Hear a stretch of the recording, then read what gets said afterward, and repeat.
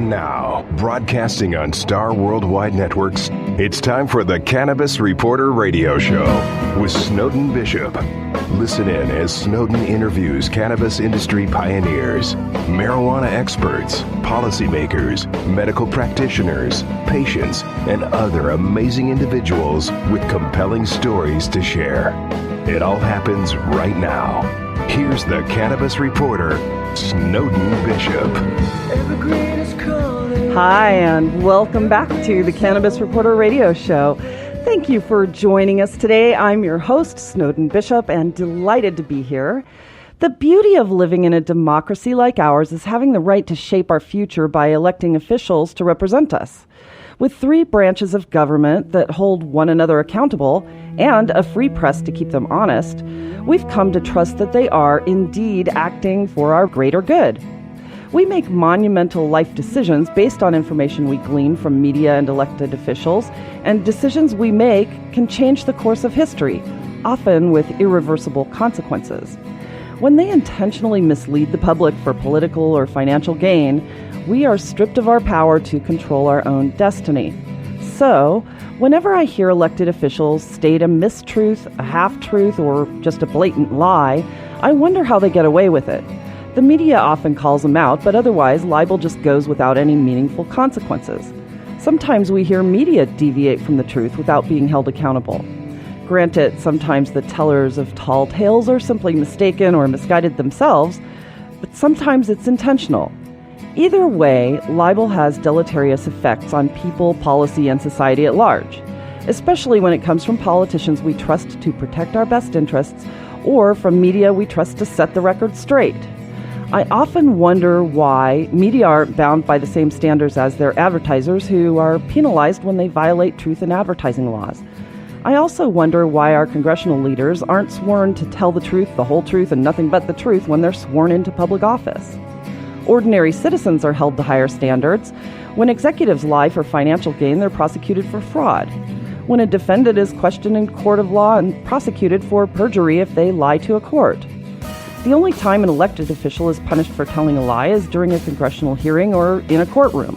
So why aren't they penalized for libel when they justify legislation based on falsehoods, or worse, defend injustice despite indisputable evidence that policy was made under egregious false pretenses?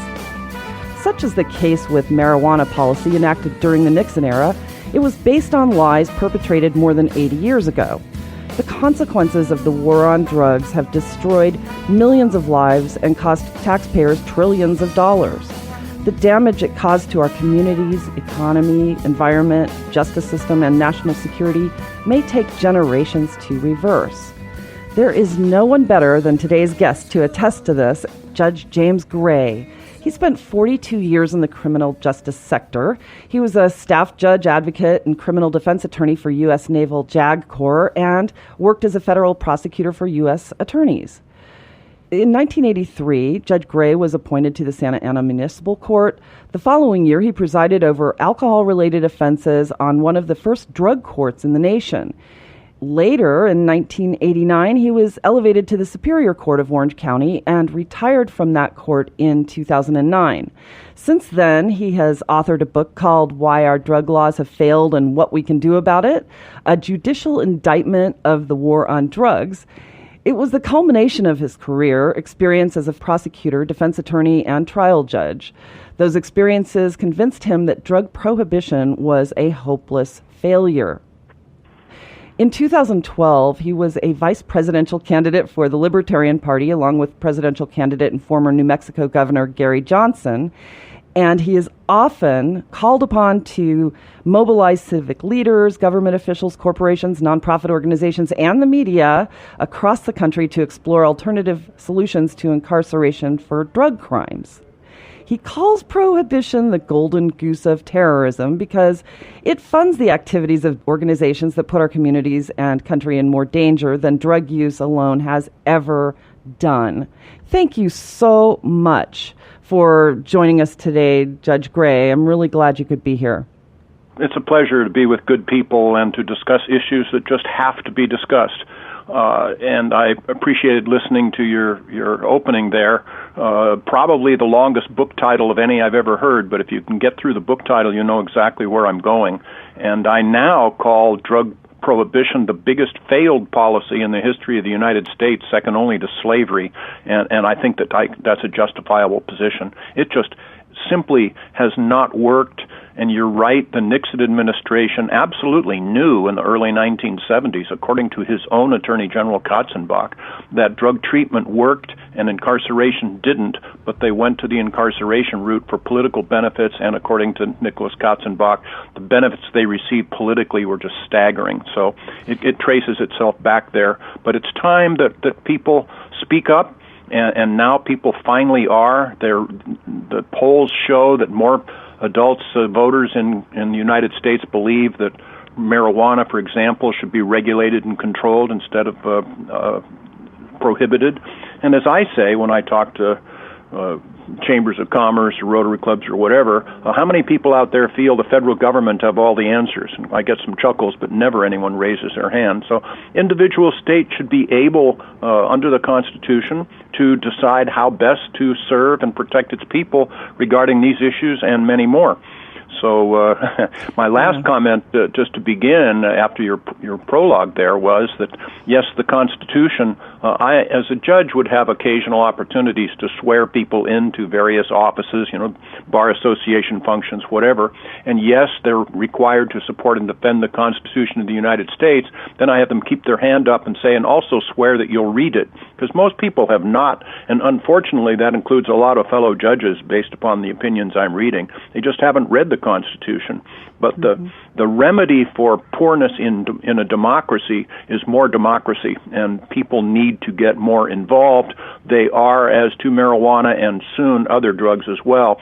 The light at the end of the tunnel in this whole drug nightmare is almost over. It's in sight. Yeah, I sense that it's coming, but what really just bothers me a lot is that we do have that indisputable evidence that, first of all, that marijuana does not belong in Schedule 1. It certainly does have medical utility, and it has a much lower potential for abuse than Tylenol.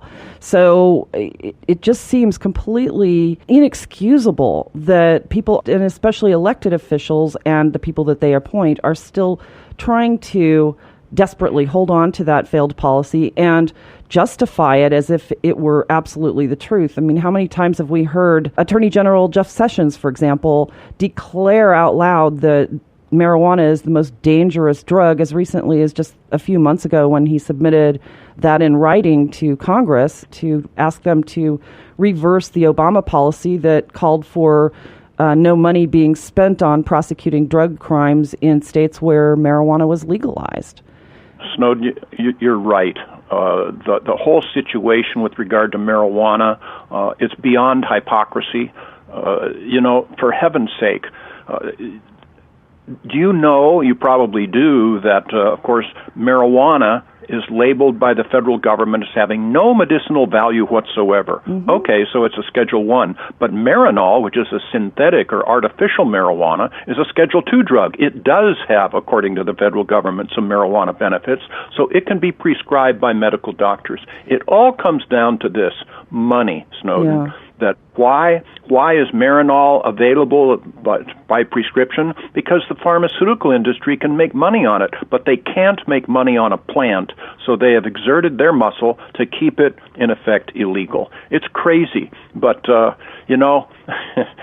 if you're looking for reason and consistency, you're looking in the wrong place with regard to a war on drugs, to the degree that the term controlled substance is the biggest oxymoron in our world today, because as soon as you prohibit a substance, you give up all of your controls to the bad guys, and that's an enormous problem. Quality control is a huge problem in this whole area.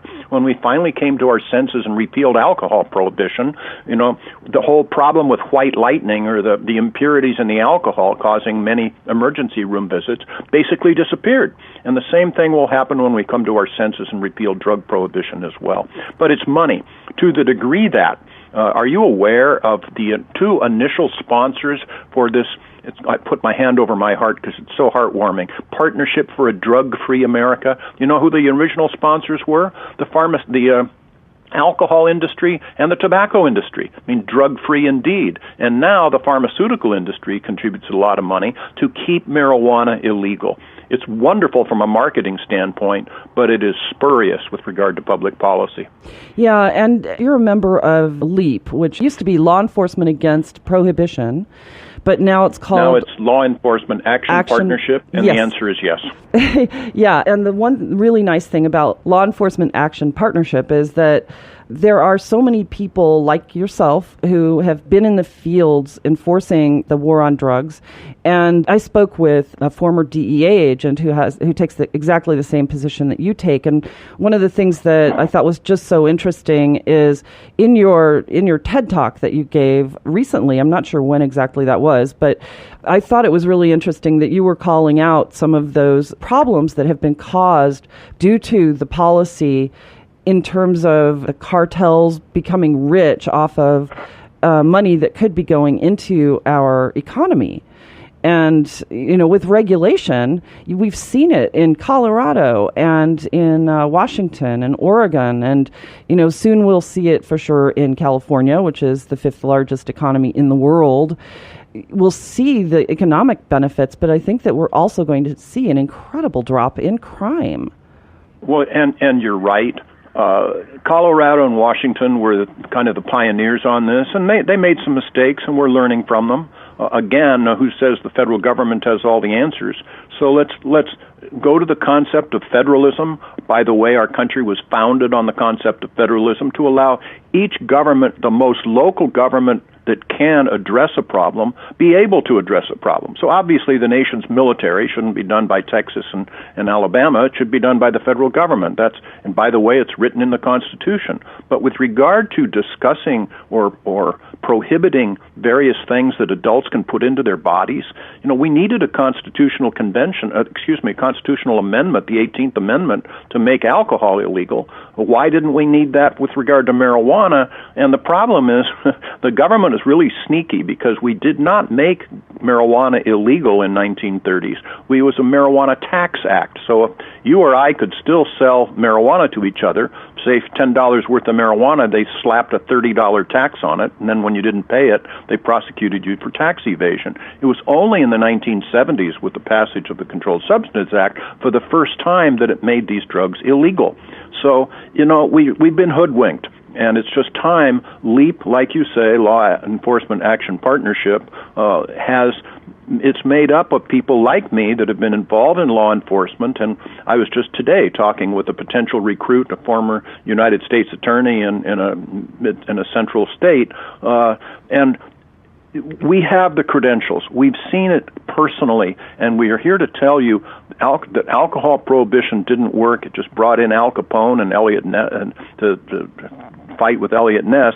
And now, with regard to marijuana, we're going to take away a whole lot of money from juvenile street gangs and Mexican drug cartels and other thugs and use it, regulate and control it, use it to pay our firefighters, our teachers, and fix our roads. I mean, Snowden, how hard can this be? We're learning, we're getting there, and we'll all look back 2 years, a minimum of 2 years after we have finally moved away from drug prohibition, and be aghast that we could have perpetuated such a failed system for so long. It will be that evident.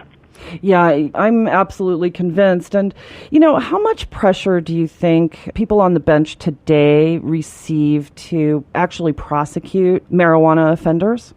I mean, to the full extent of the law. Fairness, well, of course. It is the federal law. I believe in having reasonable laws and enforcing those laws. And while I was on the bench, I had to enforce some laws I did not agree with. I had to do it, or I should have resigned. I didn't have to do it, quietly. But, there were some things that I had to do because I have to follow the law. So some of that, it is a violation of federal law. But the secret there, just between us fence posts here, is that the federal government does not have the ability to do volume prosecutions. So, and if they were to prosecute you or me as long as we were within the law of California, where I'm from, you'd have to go to a jury of Californians, and they'd see through this. Come on, this is not illegal from our standpoint. We voted in favor of Prop 215 and now Prop 34. So get out of town, feds. And so they're not going to get their convictions, and hooray for that. But I don't castigate people that follow the law or that have different beliefs that I do, unless, and there are a couple of them out there, that realize the truth, or the falsity of what they're saying, but they're being paid to say it, so they're basically prostitutes, and those people I look down on and condemn. Yeah, and like I was saying in the beginning, it really is just quite a shame that it's not illegal for an elected official when they're sworn into office to uphold the Constitution and to protect the rights of the people that they serve. It really is just an egregious miscarriage of justice that they're not sworn to tell the truth, like you would be if you were swearing in a defendant in a courtroom.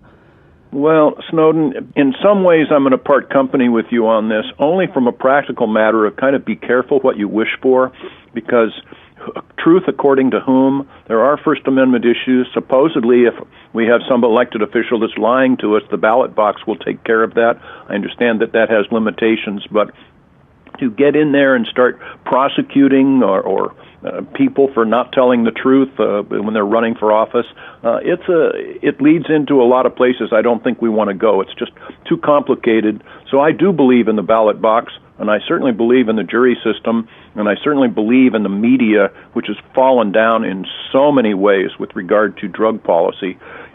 People in our country are totally unaware, ignorant of what's happened in Portugal since 2001, where they decriminalized all drugs. Drug usage has pretty much remained the same, but problem drug usage has gone down by 50%, for heaven's sake, because now they're not afraid of their own government. So if I have an addiction problem or otherwise, or if I receive a citation from a police officer because I'm under the influence, it's not to see a judge like me, but to see some medical professionals.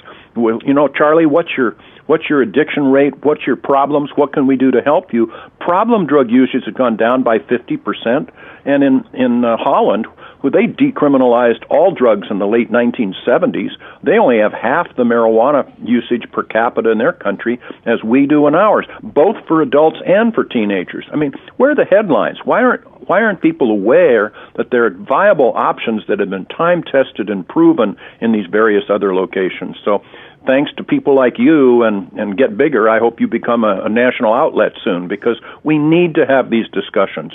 Yeah, well, you know what? This is why we're here, and we do have a national reach. We're only starting to break into the more mainstream commercial stations, but we do have nationwide community station access, which is great, because often in those communities, mainstream news doesn't always penetrate there. So, and we intentionally went that direction to try to educate people about the benefits of medical cannabis and also some of the injustices, so that when it does come time to vote for these issues, they are well informed and they have the truth that's not based on a lobby's propaganda to try to keep the law from changing. Because, I mean, we've seen that so much. And you know what? I have to go back and say you made a really good point for me to think of it that way. You're right. It would be very difficult to enforce a libel law or prosecute people for perjury just for putting out propaganda or campaign rhetoric. And, sure. That's difficult. I do understand the majority opinion, you'd be prosecuted for having a minority opinion. You'd be prosecuted by the majority. So that's I share your concern, but we need to look at it in a slightly different sense. Yeah. And I've got to tell you, I don't have all the answers, for heaven's sake. And if I find people that say they have all the answers, I run as fast as I can in the opposite direction. But to be able to put these ideas out and discuss them, because we have had a prohibition on discussion about this whole area. And when I sign my books, why our drug laws have failed, I usually invariably put on there, it's okay to discuss drug policy. Just because we discuss it doesn't mean we condone drug abuse or we don't want responsibility for people in their own actions. But I've debated the drug czar General McCaffrey one time, and he'll label me as a drug legalizer, and you don't care if my 12-year-old daughter gets hooked on cocaine, and wants to freeze people's minds. He wants to keep the conversation from ongoing, and that is simply not what a democracy is. People like you are fighting that, and hooray for that. Thank you. I appreciate that. Yeah, and people depend upon the news that they hear in order to make those decisions to vote for people that they think are going to represent their interests. But when they're misinformed, it just does feel like such a miscarriage of justice to be misinformed by the people we trust to act in our best interests. I'd ask our listeners to conduct kind of a study here. That my view, when we finally got all of these different cable TV channels and all the rest of it, I thought, wow, that's going to be wonderful. We're going to get a wide perspective of different views because of the availability of different channels. And boy, was I wrong, because what happens is that the people on a particular station will find out what the tunnel vision is of a small segment of people, their customers, and then they feed them what they want to hear. So we've gotten much more polarized because of that, because we have, for example, listen to some form of news event and then quickly look at CNN and watch their coverage, or MSNBC or Fox News, or even PBS, and it's different. I mean, the fundamental information is right, but the take on it is totally different. So I'd ask an experiment from our listeners here to intentionally listen to different types of media shows so you can get a wider ranging perspective, and maybe we can get away from some of this polarization that's just gripped our country to our detriment. Yeah, that is the problem with the narrowcasting that happened with the advent of the cable industry. And, it used to be that you had a choice of 3 networks, and they were all basically broadcasting the same thing with no specific point of view to cater to anyone. Well, they had to appeal to a wide-ranging group of people, so they did. Walter Cronkite and John Chancellor and the rest. But like we say, then, when you start appealing just to a narrow-minded folks, you feed them what they want to hear, and it's really, really harmed our country. Yeah. And developed this polarization that we're deeply into right now, and it's just a tragedy. Yeah, well, and ergo the reason why I have such concerns about misleading information, that it's being, the biased information or information that's intentionally libelous. It's really damaging the fabric of our nation, and the division that's occurring right now. There's just no convincing someone who's learned a certain set of facts with a certain point of view that there's anything other than that could possibly be true, and that is very frustrating. Well, I have a solution for you. Let's just do it my way. Okay.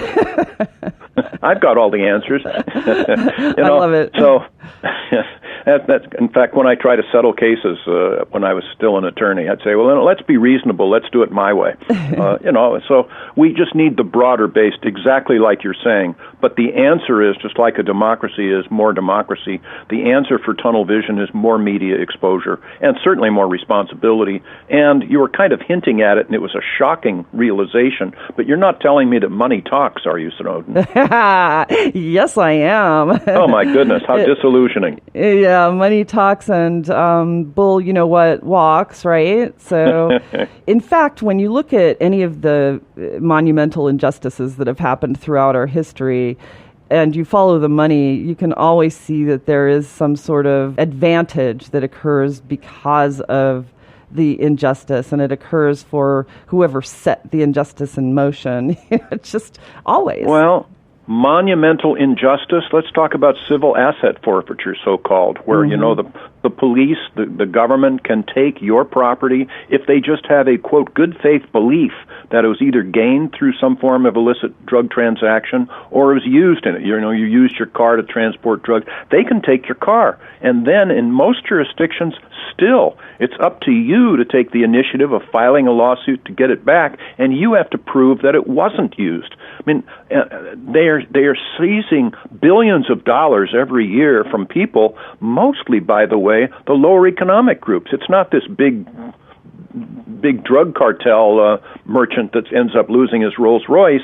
It's some poor slob who just got paid and has $110 in his billfold. And well, I know that came from a drug transaction, and they take it, and they're making millions and billions of dollars on this, there are groups, the Institute for Justice and the ACLU and others that are fighting this legally, but this is an institutional corruption that simply must change. Yeah. And to flesh that out just a little bit, okay, it's fine. If you have a ranch that raised heroin poppies and you use it to make a lot of heroin, that's fine.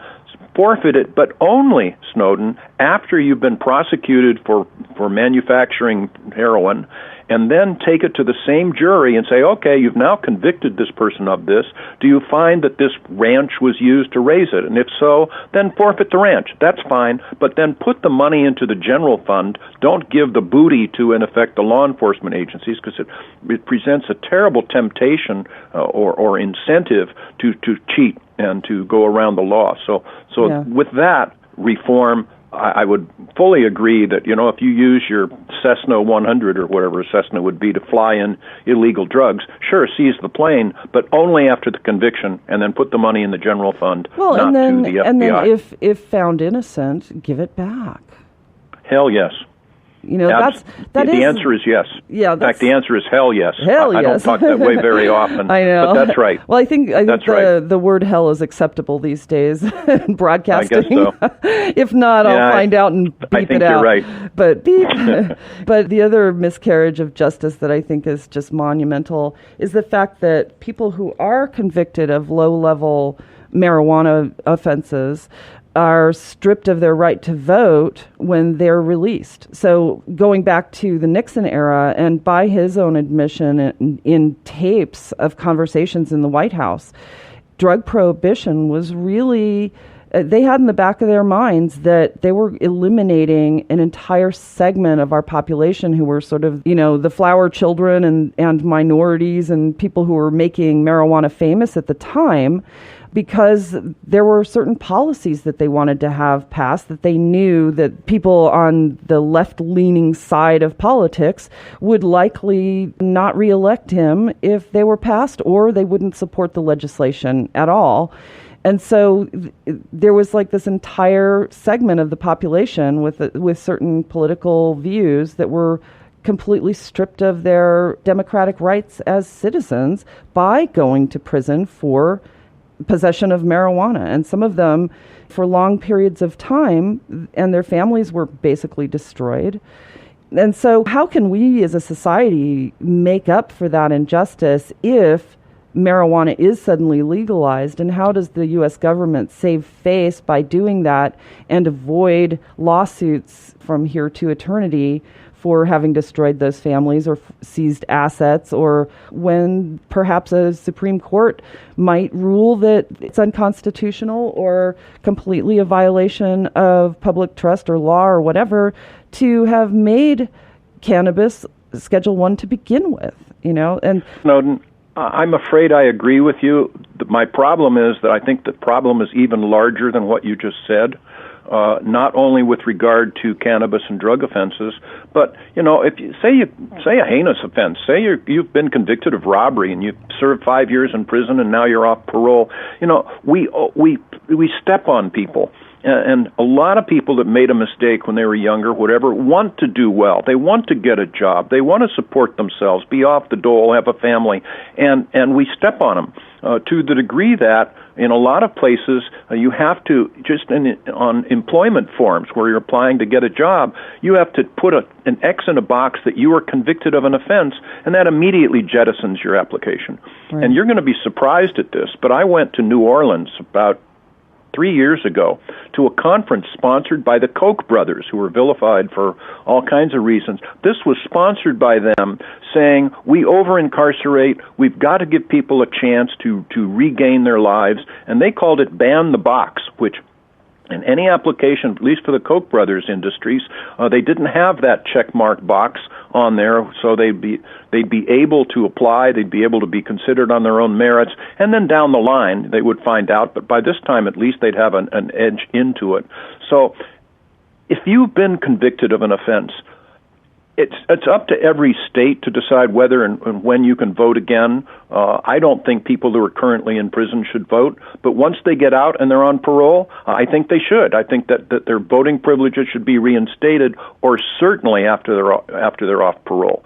But other things too, that a lot of licensing boards are in the states around the country will in effect prohibit anyone that's ever been convicted of a felony from such things as trimming hair or trimming trees or roofing or stuff like. You have to get a license, and if you've been convicted of a felony, you can't get that license. Mm-hmm. That's nonsense, and we need as a country to look at that and start giving some second chances to people, because otherwise, of course, they go back to crime. They go back to using cocaine because they get depressed. We can't continue to step on these people like we have been, and now I'm back into law enforcement action partnership again, because that doesn't have much to do with the drug war per se. That's what law enforcement partnership is now addressing, the over-incarceration and continuing punitive actions against people that made a mistake 15 years ago.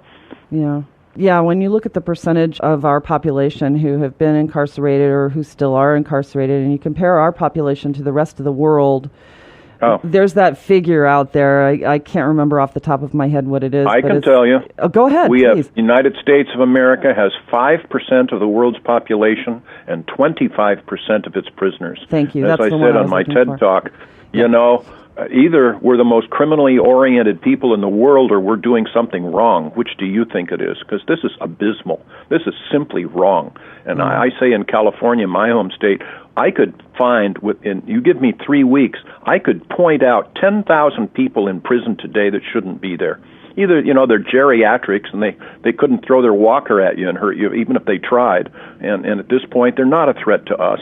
That's not to say that people like Charles Manson should ever be released from prison, but there's so many others that made mistakes. And say I sold a ton of marijuana, and if you're going to do it to make money, it should be an offense. I mean, if you sell toasters because they're illegal, if you violate the law intentionally to make money, that should be an offense. We should change the laws, but that's different. But 30 years in prison? I mean, 10 years would be plenty. 30? Are you kidding me? And it's a fraud on the taxpayers as well. So we have overdone the incarceration, and it's, again, back to law enforcement partnership leap, but we're looking at these things and calling attention to people, and if you're having former prosecutors and former DEA agents talking like this, saying, we're just much too punitive, people will listen, and they are beginning to, and hooray for that. Yeah. Well, there are a lot of people who will lose a lot of money when we do start addressing these things. And the private prisons, I think, is one segment that will stand to lose a lot. And they are a very powerful lobby to a certain extent.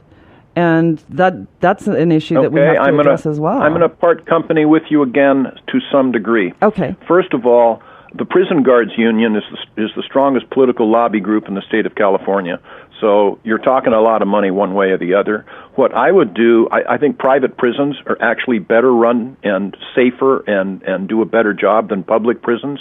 But you do not allow anybody in that system to decide how long people will stay there. That's going to be a government function. And yes, they do have a lobby, and yes, they do require that in order for me to put in this private prison and run it, you have to guarantee me a certain number of inmates.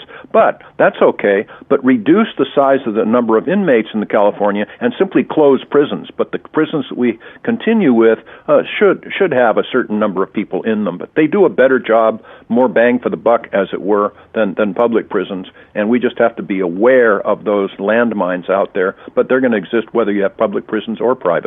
Right. That's a really good point that you make. And I love speaking with people like you, Judge Gray, because you do have a different perspective than someone who's reading about these things from maybe a biased point of view, people who look into it and advocate against it. So I really love hearing the straight talk, the straight truth, nothing but the truth. Well, no, I say let's do it my way. I don't have all the answers, but I do have a general background. I'm a libertarian. I'm proud of that. In fact, you probably know, some of your listeners may as well, that I came in third for Vice President of the United States of America in 2012. Ran with Governor Gary Johnson, like you had said, as a libertarian. But, these are libertarian approaches. Responsibility and is certainly a part of it. And I go into this, and you saw it on my TED Talk then, that it makes as much sense to me to put the gifted actor Robert Downey Jr. in jail for his heroin problems, and he's had them prolonged for a while. He's doing pretty well now from what I understand, but he'll have to be careful. He always have those cravings. But it makes as much sense to me to put him in jail for his heroin problems as it would have Betty Ford in jail for her alcohol problems, of course, being the wife of President Gerald Ford and acknowledged she was an alcoholic. It's a medical problem, Snowden, and bring them closer to medical professionals like they now are in Portugal, instead of making them automatic criminals and pushing them farther away. And, again, my libertarian beliefs tell me, and I hope you agree, that the government has as much right to control what I as an adult put into my body as it does what I put into my mind. It's none of their business. Yeah. It just isn't any of their business. And my drug of choice is alcohol. Yeah. Like you say, alcohol is more dangerous than Tylenol or marijuana, but that's my choice. And I could come home tonight, I'm home right now, and drink 10 martinis if I wanted to. Easily a dumb thing to do and not medically healthy, but not a violation of law, nor should it be. It's just none of the government's business. And what unless I put your safety at risk. Exactly. If I drive a motor vehicle impaired by, you name it, marijuana, heroin, alcohol, whatever, that's a crime. Ask yourselves, what's the difference? And the answer is, now by my actions, I'm putting your safety at risk, a legitimate criminal justice function. And we've got to get back to that. Yeah. So that's all libertarian. Yeah. Well, you know what? I really appreciated the positions that were taken in the 2012 and the 2016 elections, the positions on drug policy, because it does make sense. I mean, if you're not hurting someone else and you're only hurting yourself, you shouldn't be jailed for it. And what I found so sad was that there were so many young people who were on their third offense who were sentenced to life in prison for possession of an ounce or more of marijuana. And the lives that have been lost with the army going into cartel land in Mexico at the recommendation of the DEA in the United States. And look at all of the beheadings and the people that have been, their lives have just been destroyed because of that. And corruption, the violence, absolutely, the beheadings, all caused by our drug money. As like you heard me say earlier, it has nothing to do with drugs whatsoever. It's all drug money that causes those things. Well, let me get a little personal on this, too, and I have the permission from my daughter to do so. My daughter is bipolar, and she's has her problems, and she's had criminal justice problems as well. But she's told me that, sometimes, Dad, the only time I feel normal is when I'm using. And again, if she's not harming anybody but herself, bring her closer to medical professionals and give her some help. And then if you look at it, and regardless of where our listeners are living right now, I would venture to say, bet you, that the largest so-called mental health facility in their county is the county jail. I mean, we're taking so many mentally fragile people, and they're maybe self-medicating to get rid of their demons or whatever else, kind of like my daughter, and we're creating enormous harm against these mentally fragile people. And by the way, jail is the most expensive option of anything you can think of, so we're harming the taxpayers as well and not helping addressing the problem whatsoever. So let's treat people as individuals, hold them accountable for what they do, and recognize that if you have mental illness, then bring them into a mental health facility instead of putting them into jail.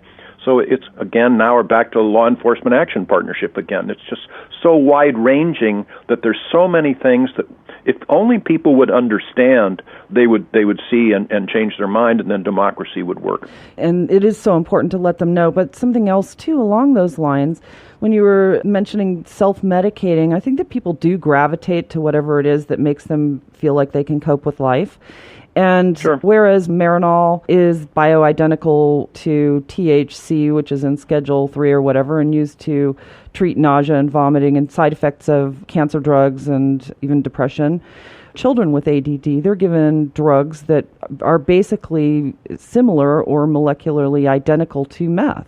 And I think that there are people who gravitate toward, people experiment when they're teenagers or whatever, and then they gravitate toward whatever it is that they feel makes them cope better, or they gravitate towards something that will relieve the withdrawal symptoms of, say, getting off of legally prescribed opiate drugs, and then gravitating toward heroin because they know that it's biologically similar on a molecular level and will help them stave off those cravings. And we're stripping them of the dignity of making choices for themselves that way, or getting the help so that they can find a legal avenue to treat some of the things that are making them gravitate toward those illegal substances. Precisely. And, we human beings are difficult, complicated mechanisms. And that I have personal experience. I adopted a son from Vietnam when I was in the Navy back in the 70s. And he was hyperactive. And we couldn't just figure out what's going on with Kai, but we put him on Ritalin, which is widely maligned now. Boy, it sure worked for us, and he grew himself out of it. And by the age of about 10 or so, it helped him function. And there are other people that are in the same situation. Make them be partners. Allow them to be partners with their medical doctors, and each person is different. And sometimes, like with my daughter, she's on different medications and stuff, and sometimes as she develops, her body chemistry changes, and you need additional or different types of medications. So you need that partnership.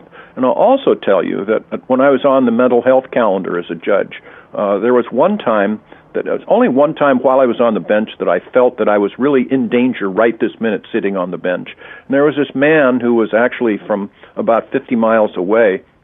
He was a tennis professional, but he was here in Orange County, and he didn't bring his medications with him. And so he had got into some psychosis and stuff, and he was pretty dangerous guy when I was just 15 feet away from him on my witness stand. But then, and I ordered that he involuntarily take drugs, and take the drugs that he'd already been prescribed, because, of course, I'm not a medical doctor. I can't prescribe anything, but put him back on his medication. And 10 days later, he was back in my court, and he was normal. And we were joking about how I'll never win Wimbledon and all the rest of that stuff.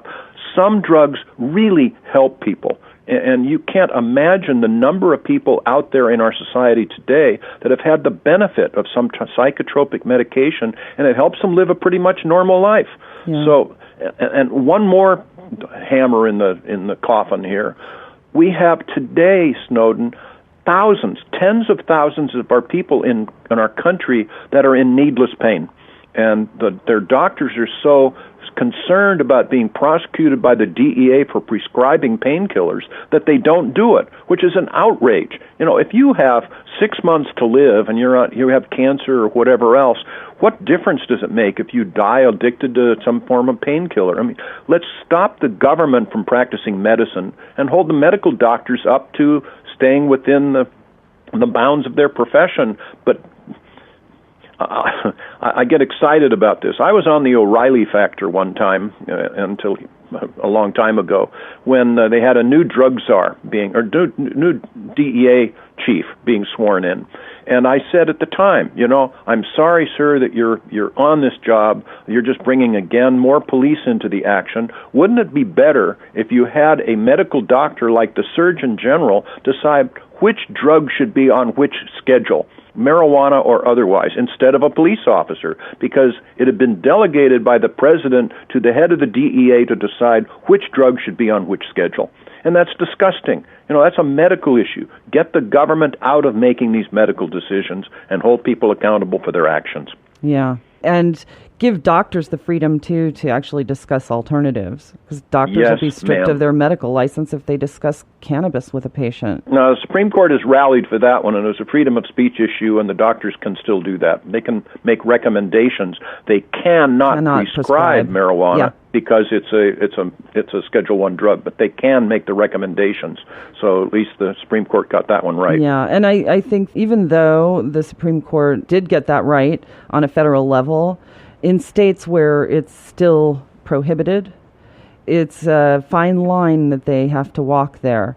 I had a licensed counselor on an interview last week, and she was telling me that she was afraid for her license, really, if she were to enter into discussions, because she's had the experience that some people, and she lives in a prohibition state.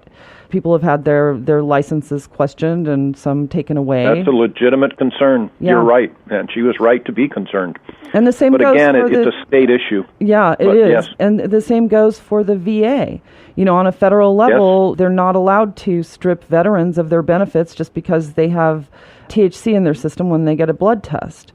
However, it doesn't stop the VA in states where it's not legal. It doesn't stop them from forever marring them on their record as addicts or substance abusers, which makes them ineligible for other treatment. And if they do have cannabis in their system, they're denied pain medicine, even though they might be missing some limbs and have ghost pain to deal with. You're right, and it keeps going on and on. You can lose your job, too, if you're on medical marijuana. Right. Your employer in many states is empowered to fire you, even though there's no impairment whatsoever. Yeah. But, and athletes I can raised get my children on the comment. Yeah, and that's true. And that's another silliness.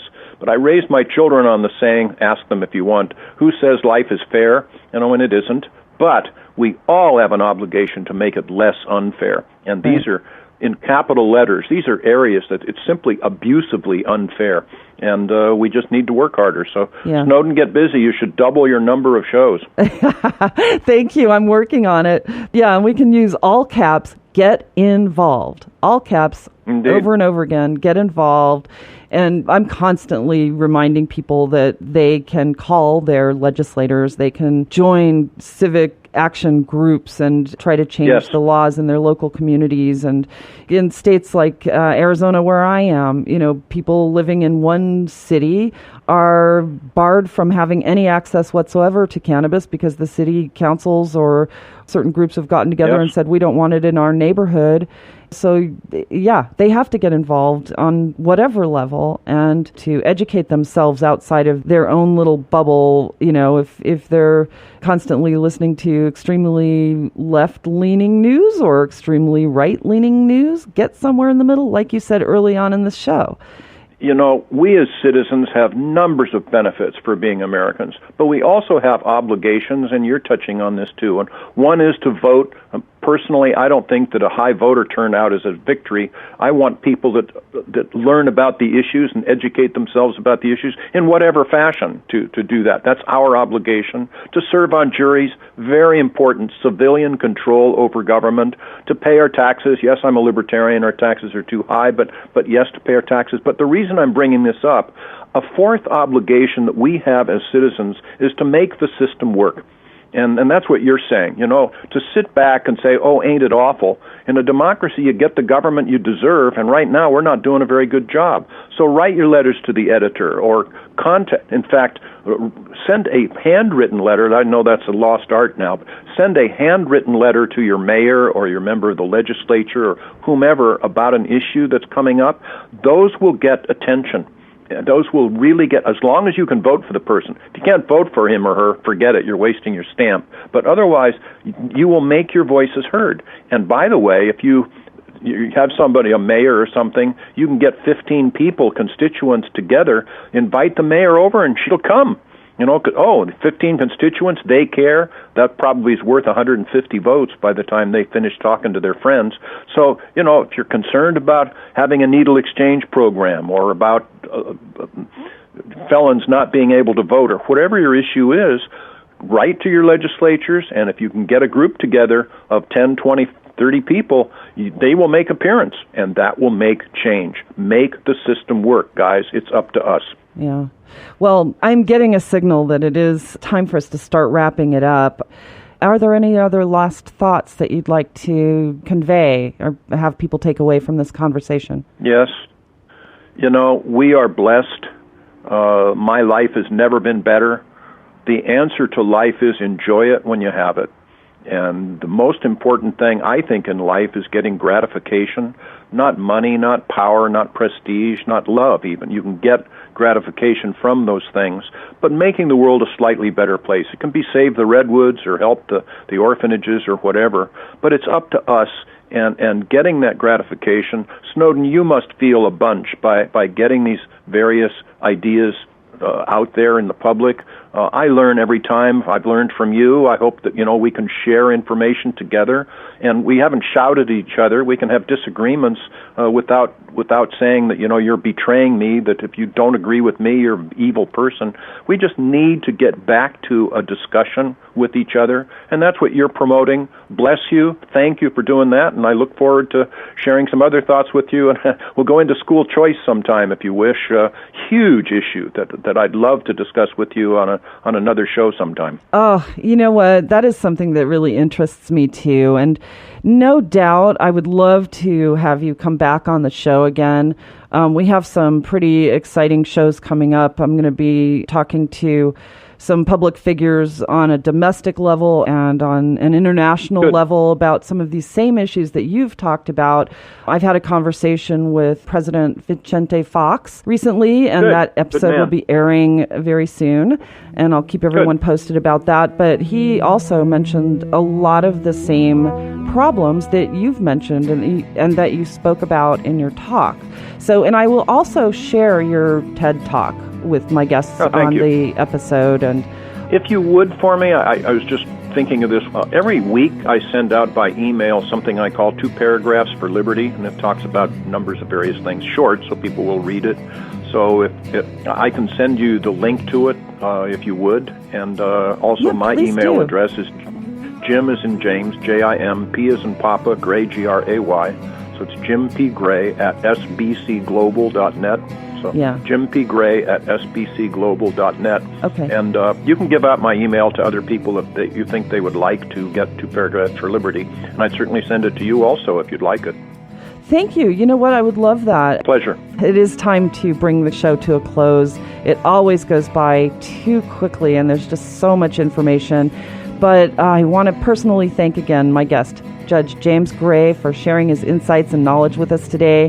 If you'd like to learn more about the work that he is doing with LEAP and in other areas, please look us up on thecannabisreporter.com. Click podcast to find today's episode, and I will post his bio along with information and links to where you can learn more about him and the TED Talk video, which I really encourage everyone to watch and listen to. Very useful information. We have a lot of other people to thank. First, I would like to express our gratitude for our radio sponsors, Hemp Meds, Healthterra, and Compassionate Certification Centers. We certainly couldn't be doing this without you. I'd also like to thank Dr. Brian Donner for our Medical Marijuana Minute, Eric Goodall, the composer of our theme song, Evergreen, and of course it goes without saying how much we appreciate our producer Ed and engineer John and the team here at Star Worldwide Networks for making us shine. And last but not least, thanks to all of you for listening. I'm Snowden Bishop, inviting you to join me again next week for another episode of the Cannabis Reporter Radio Show. Until we meet again, be safe, stay informed, share what you've learned, and make it a great day. Evergreen is calling, evergreen is always where I feel fine. The blues blue falling, sheets made forever. Are you getting enough CBD each day? Hemp Meds carries the most trusted CBD oil brands like Real Scientific Hemp Oil and Dixie Botanicals to make it easy to add cannabinoids like CBD to your diet. We hold all our hemp oil products to our rigorous triple lab tested standard to ensure that you and your family receive only the highest quality and most reliable CBD products. Hemp Meds is your trusted source for CBD. Visit hempmeds.com to get our premium CBD oil today. Use discount code CBD20 to get 20% off your first order. You're busy, running around from work to kids to evening events. Healthcare shouldn't be adding to your daily running around. Simplify your healthcare with Healthterra. For only $15 per month per individual or $18 per month per family with up to 9 kids, by the way, you can eliminate doctor office visits with 24/7 access to doctors via phone, video, or the mobile app. Not only do you get prescriptions filled over the phone, but save up to 85% on those prescriptions. This is a supplemental plan and not insurance. Healthcare made easy. Healthterra.com.